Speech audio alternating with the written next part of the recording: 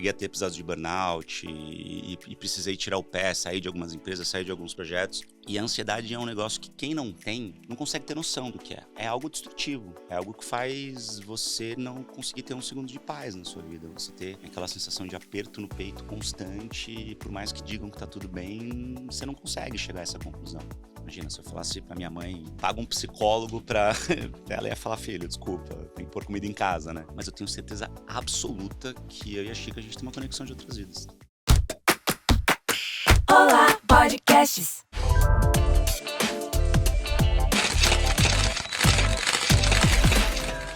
E aí, pessoal, estamos de volta com mais um Isto é Gente Entrevista. Hoje temos aqui conosco Felipe Ciani. E aí, eba! Gostei das palmas, é isso. Obrigada, pessoal, pelas palmas. Obrigada, Ciani, pela participação. Eu que agradeço o convite. A gente está super feliz de ter você aqui, para a gente poder conversar um pouco mais e para você também se aproximar um pouco do seu público, dos seus fãs, né? Que Sim. Eu vejo que você tem muitos seguidores e atualiza as redes sociais com muita frequência e recebe muitos likes e compartilhamento.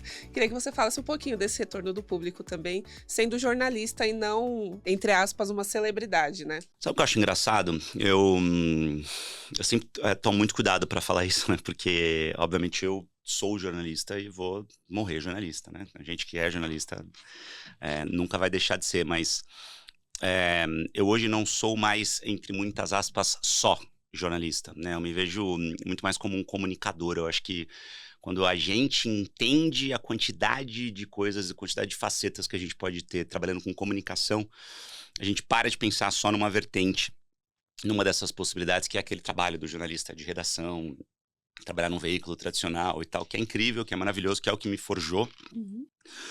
Mas eu entendi a quantidade de habilidades que a gente tem, que a gente adquire ao longo da nossa carreira como jornalista. Entendi que eu podia usar isso de inúmeras outras formas, inclusive na criação de conteúdo, né? Então, você vê muitos jornalistas hoje que até nesse momento, 2024...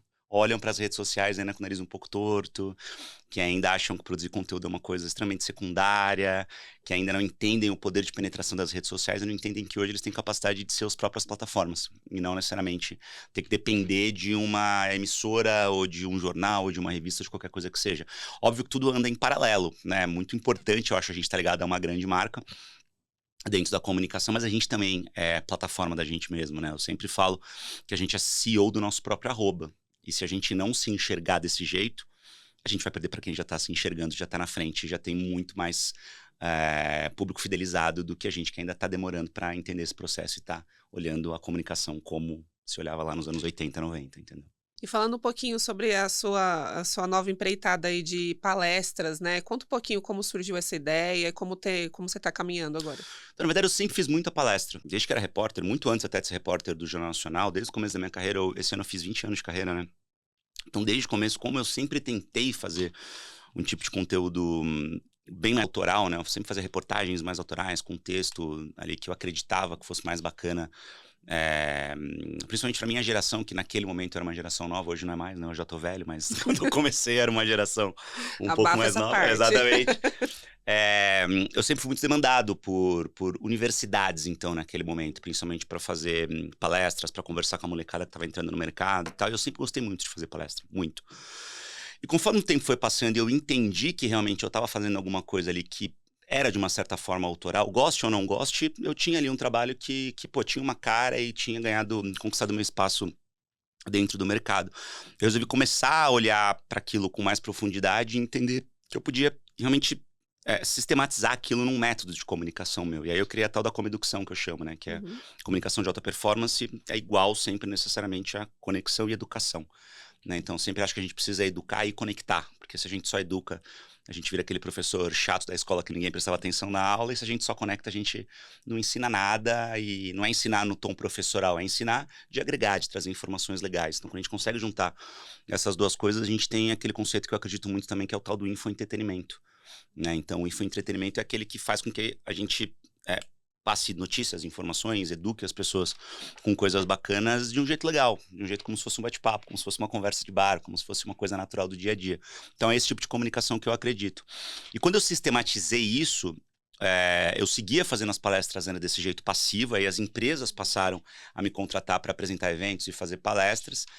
E eu comecei a introduzir esse negócio, esse método, e isso começou a funcionar muito. Eu falei, pô, acho que tem um mercado, acho que tem um nicho aqui, porque palestrantes em comunicação, com essa experiência que eu trago da redação, você também tem bastante no mercado, mas também não são tantos, assim, que olham de um jeito mais profissional para essa carreira. Eu falei, pô, acho que tem mais uma frente nova de atuação possível. E aí, nos últimos 2 anos, principalmente, eu entrei com mais força nesse processo, montei uma equipe, já tinha uma equipe que levava os meus conteúdos para as minhas empresas e trouxe isso também para as palestras e tá indo super bem, graças a Deus.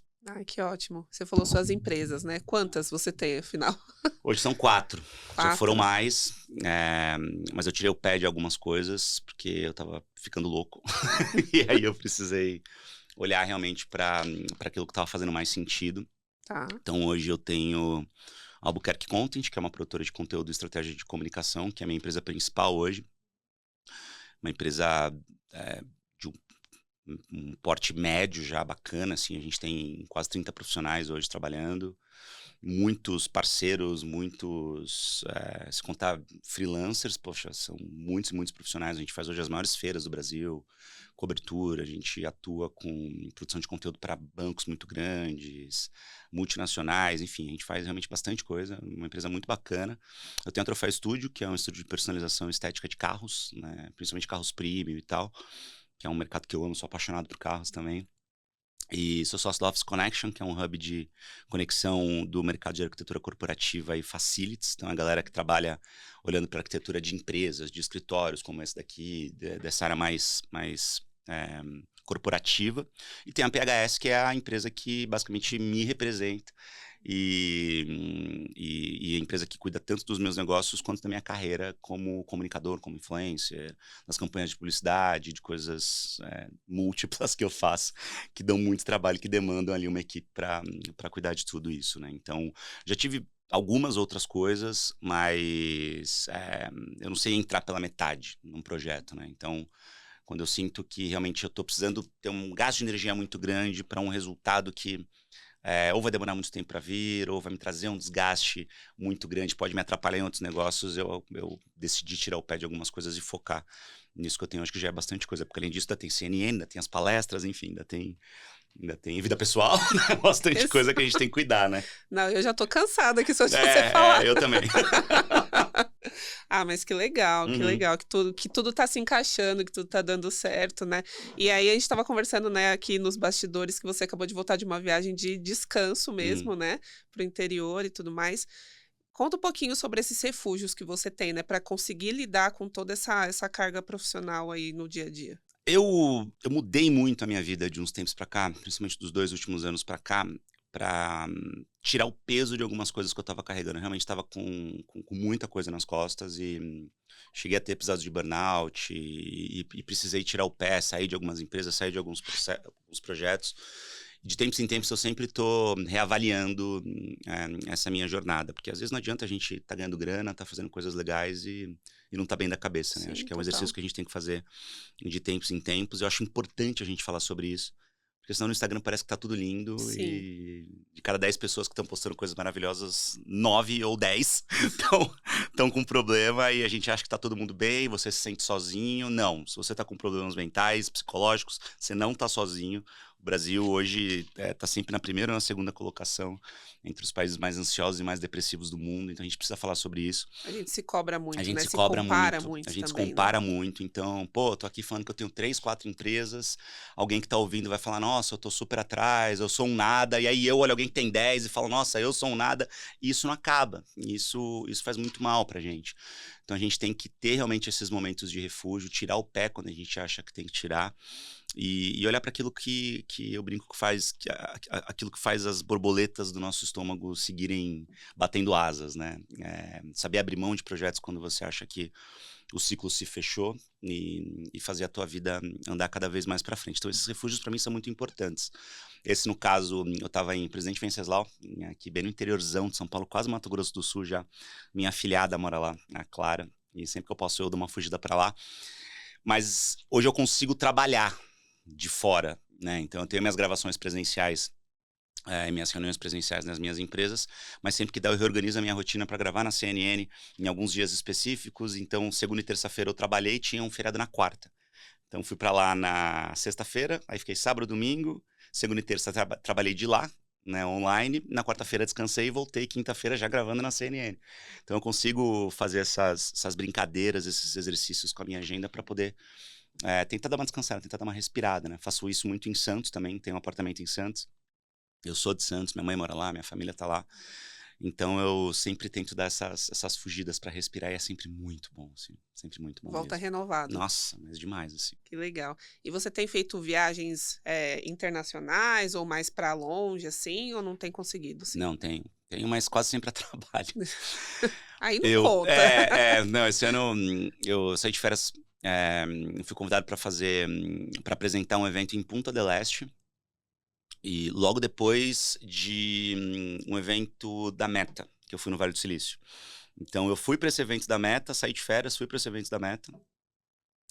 Foi o lançamento de uns produtos novos lá com o Mark Zuckerberg e tal, foi muito legal. Eu tenho uma entrada muito grande no mercado de tecnologia, também falo muito de tecnologia, sou extremamente tecnológico.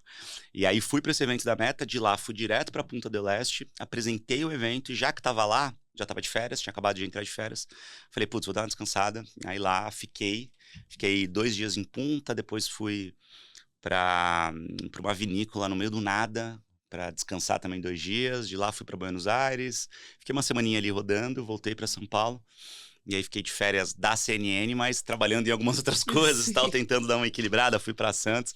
Mas é sempre assim, a gente que empreende é muito difícil você conseguir tirar férias de tudo, 100%, né? Muito, muito complicado.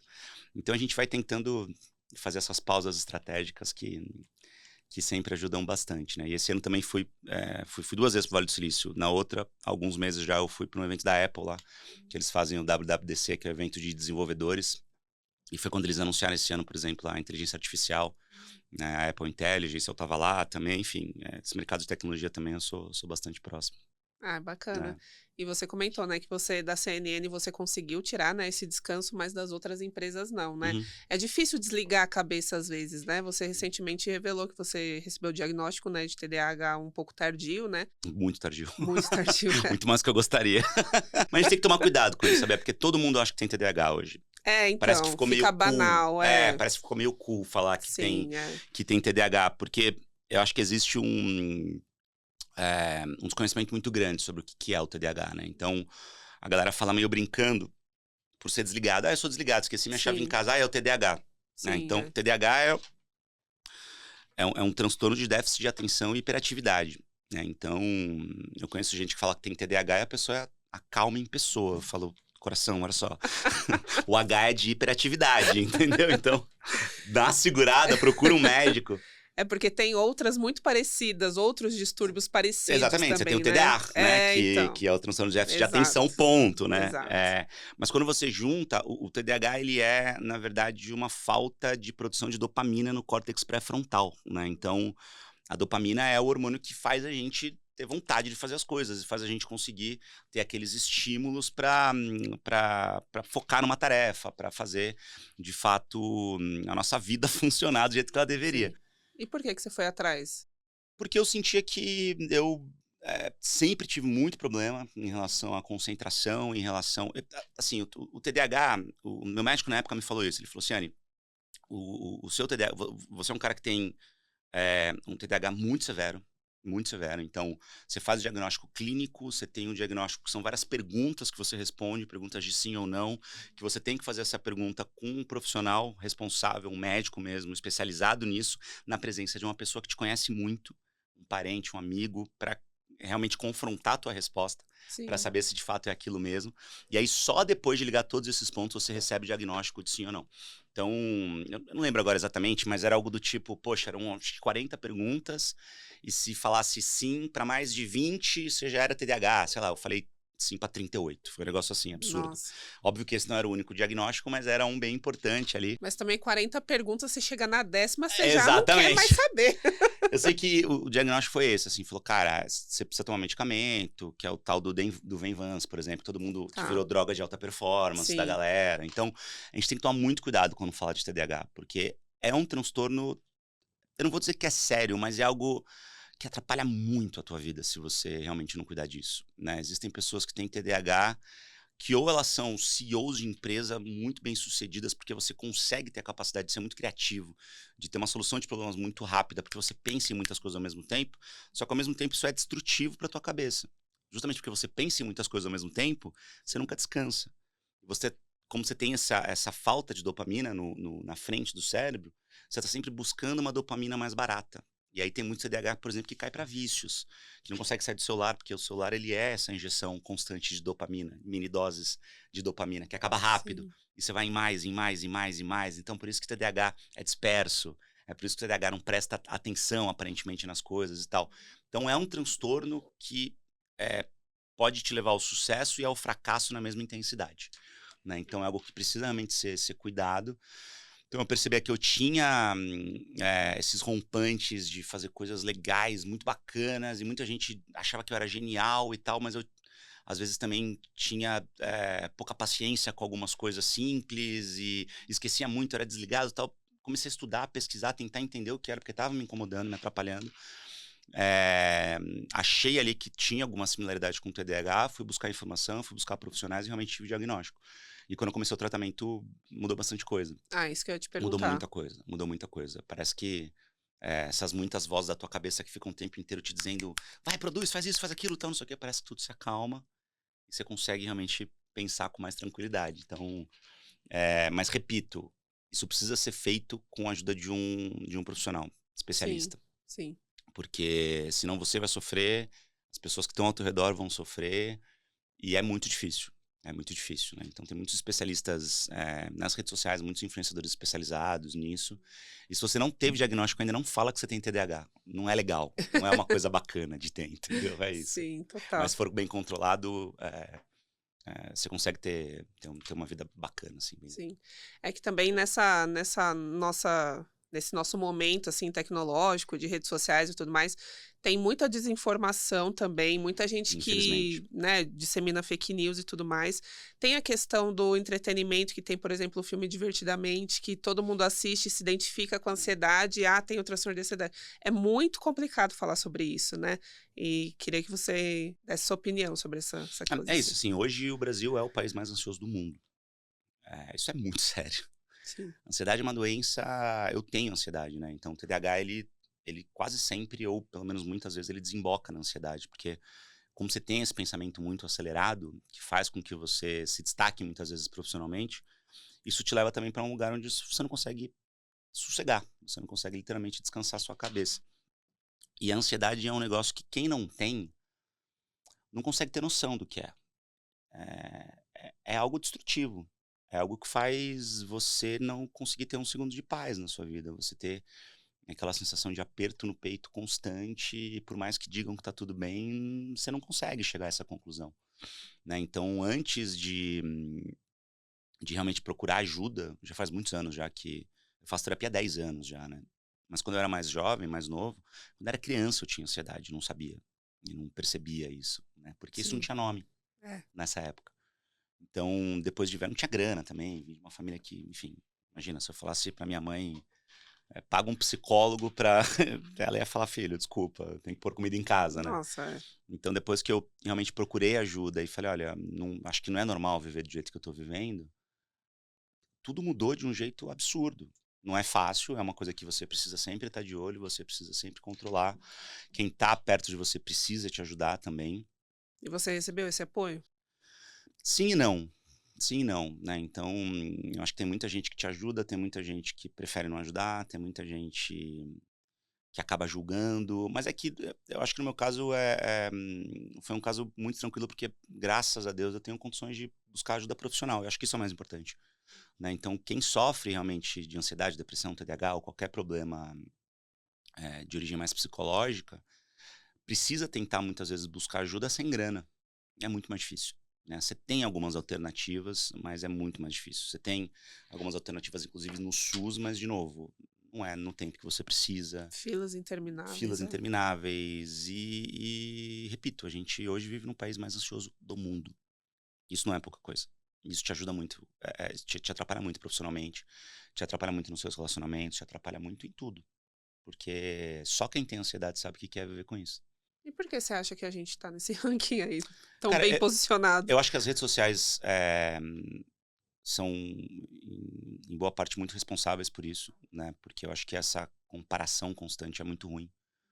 Então, por mais que você seja bem-sucedido, por mais que você tenha coisas legais e faça coisas legais, nunca parece que é suficiente, né? Sempre vai ter alguém que é melhor do que você, sempre vai ter alguém que é mais bacana, que é mais cool. Só que é isso, né? Quem vê post não vê vida real, né? Então, no fim das contas, a gente tem uma vida de aparências muito grande hoje. E quem não concorda muito com isso, não colabora muito com isso, quando abre o Instagram, acaba se sentindo muito mal. E o Brasil é um país, por incrível que pareça, muito adepto de tecnologia. A gente é early user, assim, né? A gente começa a usar sempre muito rápido qualquer tecnologia que aparece, qualquer coisa que aparece. A gente é um dos maiores públicos, um dos maiores consumidores de redes sociais do mundo também. Os números são absurdos, assustadores. Levando em consideração que a gente é um país que tem uma renda per capita muito baixa, se a gente comparar com os Estados Unidos ou com a Europa. E, ao mesmo tempo, a gente é um consumidor voraz de tecnologia. Então, é maluco. A Então, como a gente gente... prioriza muito isso, né? Exatamente, né? Então, isso mostra também isso. É uma crise, talvez, de prioridade de algumas coisas.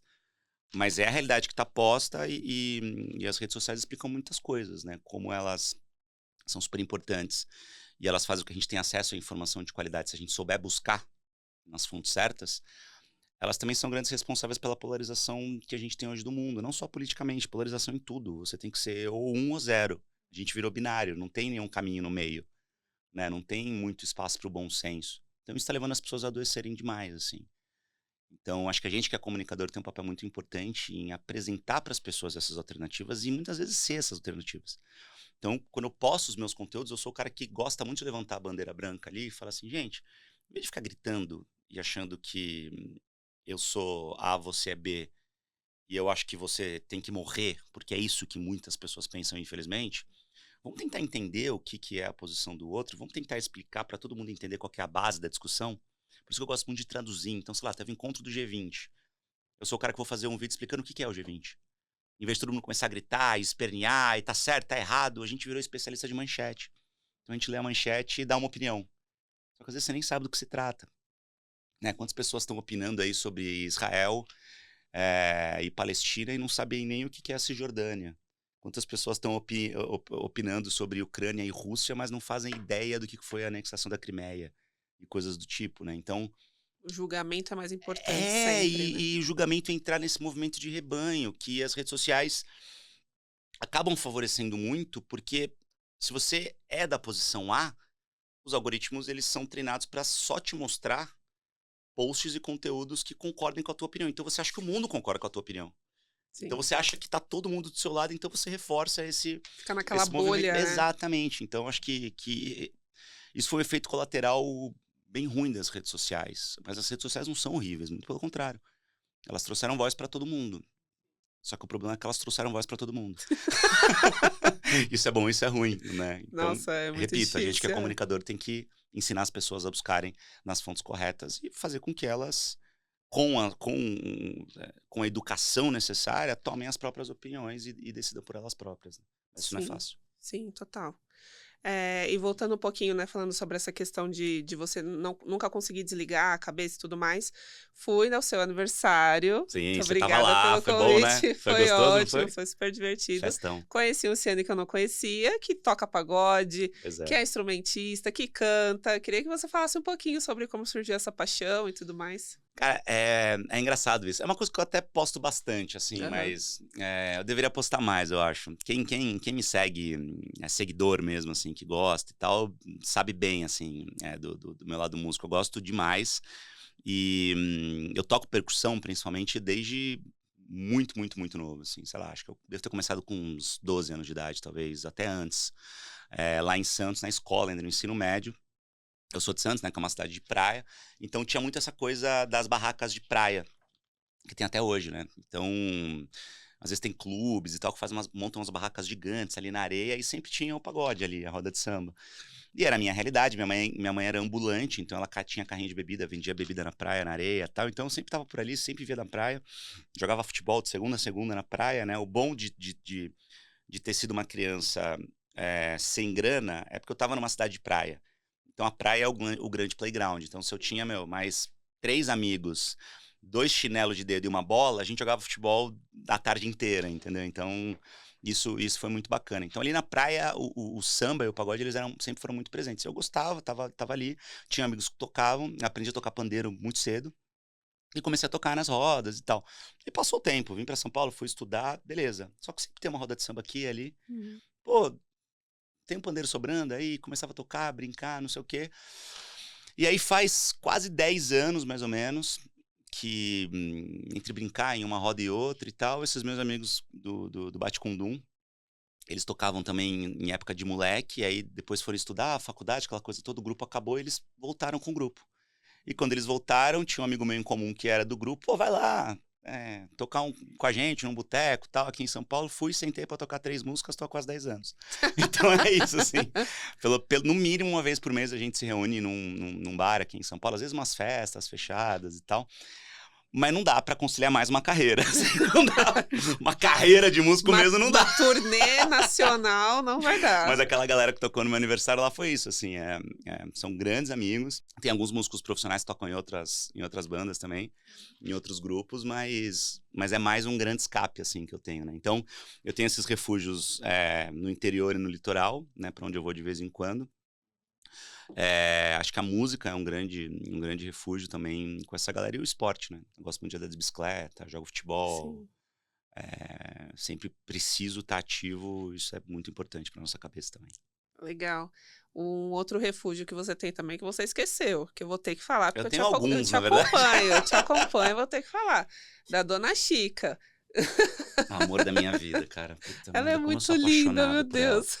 Eu fiquei mal na dúvida se eu levava ela para aniversário, porque, imagina, foram quase 200 pessoas. Então, ela é uma golden, gigante, linda, perfeita. Ela tem quantos anos já? Ela tem 4. Ai, um neném. 4 anos e meio. E ela é muito social, né? Então todo mundo vai querer brincar, aí o pessoal da comida, aí, putz, ela só pode comer a ração dela, específica ali e tal, não sei o quê. E ela acaba ficando um pouco ansiosa, então eu acabei não levando ela para aniversário, assim. Mas a Chica, cara, ela é o amor da minha vida, assim, de verdade. Eu me emociono quando eu falo da Chica, assim, porque eu demorei muito pra adotar um cachorro. E quando a Chica apareceu na minha vida, cara, ela me ensinou tanta coisa. É muito clichê, parece, falar isso, assim. E eu sei que tem muita gente que julga quando a gente fala de amor de cachorro, né, de bicho. Pet, Mas eu não tô nem aí, pode julgar, assim. Eu sou pai de pet mesmo, orgulhosão. E tem um negócio que ela... A gente sempre fala sobre a comunicação não verbal, né? Mas a Chica me mostrou na prática de um jeito muito lindo, assim, o quanto a comunicação, ela também é feita sem palavras, sabe? Isso foi muito maluco, assim, o quanto ela sabe quando eu tô bem, ela sabe quando eu preciso dela, ela sabe quando eu preciso de um beijo lambido dela, ela sabe quando é pra brincar, fazer bagunça, ela sabe quando é pra sossegar, pra dormir comigo na cama agarrada, que a gente dorme agarrado na cama. É impressionante, assim. A Chica é uma coisa de outras vidas, eu tenho certeza. É muito maluco o amor que eu tenho por ela. Ai, que doido, legal. sério, é doido. Que legal. É muito doido. E filho de gente, você tá pensando já? Cara, assim, eu pensei muito, né? Eu pensei muito, principalmente quando eu casei ali. Mas depois, eu acabei precisando refazer a minha vida, reorganizar tudo, olhar para as empresas, né, acertar a minha vida profissional. E hoje não é uma coisa que está no meu radar, nesse momento. Mas não é uma coisa que eu falo assim, não vou ter filho. Cara, eu sou completamente apaixonado por criança, por bicho e tal. Mas hoje não é um negócio que está no meu radar. Não é uma coisa que eu falo, putz, quero ter um filho no ano que vem. Não. Mas também não é uma coisa que eu descarto. Mas simplesmente eu acho que o destino me levou para, nesse momento, estar em outro lugar. Então, tô focada na minha filha peluda, assim, nesse momento, né, Chica? Legal. Bom, obrigada, Ciane. Eu A que gente vai agradeço. encerrando por aqui. Foi muito legal te conhecer um pouco mais. Bom, obrigado. E nosso público vai ficar muito feliz também com a nossa entrevista. E volte sempre. Voltarei, só chamar que eu venho. Obrigado mesmo, tá? Maravilha. A gente vai encerrando mais um Estúdio A Gente Entrevista, pessoal. Até a próxima.